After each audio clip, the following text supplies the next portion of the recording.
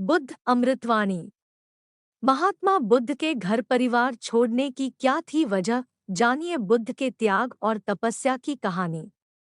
महात्मा गौतम बुद्ध ने उस समय घर परिवार का त्याग कर दिया जब वे 29 साल के थे। गृह त्याग के बाद उन्होंने बोध गया में बोधि वृक्ष के नीचे सालों तपस्या की और ज्ञान को प्राप्त किया।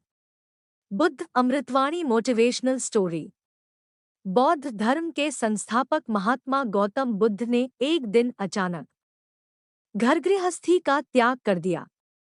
सांसारिक और पारिवारिक मोहमाया का त्याग कर वे जंगल की ओर चले गए।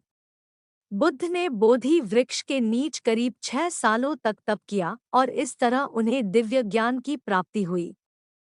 ज्ञान प्राप्ति के बाद उन्होंने लोगों के बीच अहिंसा, प्रेम, शांति और त्याग का संदेश देकर समाज में फैली कुरीतियों को दूर करने का प्रयास किया। कहा जाता है कि गौतम बुद्ध का जन्म ऐसे काल में हुआ जब समाज में अत्याचार, भेदभाव, अशांति, अनाचार, अंधविश्वास और रूढ़ियां अपना जड़ जमा रही थी। तब इन कुरीतियों को दूर करने के लिए बुद्ध जैसे महापुरुष का जन्म हुआ। बुद्ध ही वह व्यक्ति थे जिन्होंने इन कुरीतियों की बेड़ियों से लोगों को मुक्त कराया। महात्मा बुद्ध का असली नाम राजकुमार सिद्धार्थ था। कहा जाता है कि वे बचपन से ही अन्य बच्चों से काफी अलग थे। वह बचपन में भी नटखट और चंचल होने के बजाय शांत व गंभीर स्वभाव के थे और बहुत कम बोलते थे। उन्हें अधिकांश समय एकांत में बैठना और चिंतन करना अच्छा लगता था। जैसे जैसे गौतम बुद्ध बड़े होने लगे उनका यह स्वभाव और भी जटिल होता गया।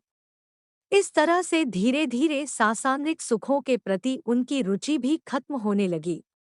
उनका विवाह कर दिया और कुछ समय बाद एक पुत्र भी हुआ। लेकिन बुद्ध का वैराग्य भाव बढ़ता ही चला गया। इस तरह एक दिन बुद्ध ने चुपचाप गृह त्याग कर दिया। बुद्ध ने क्यों छोड़ा घर? अपरिग्रह होने पर कुछ लोग क्षमता के अनुसार अपनी संपत्ति छोड़ देते हैं क्योंकि वे आत्मा से जुड़ सके। परिग्रह यानी संपत्ति के साथ जुड़ाव होने से आत्मा के साथ जुड़ाव नहीं हो सकता और आध्यात्मिक आनंद नहीं मिलता।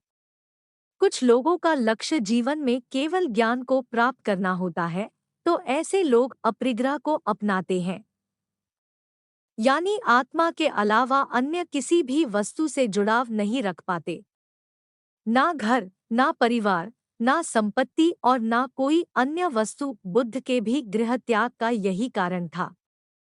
वे केवल अपनी आत्मा से जुड़ना चाहते थे।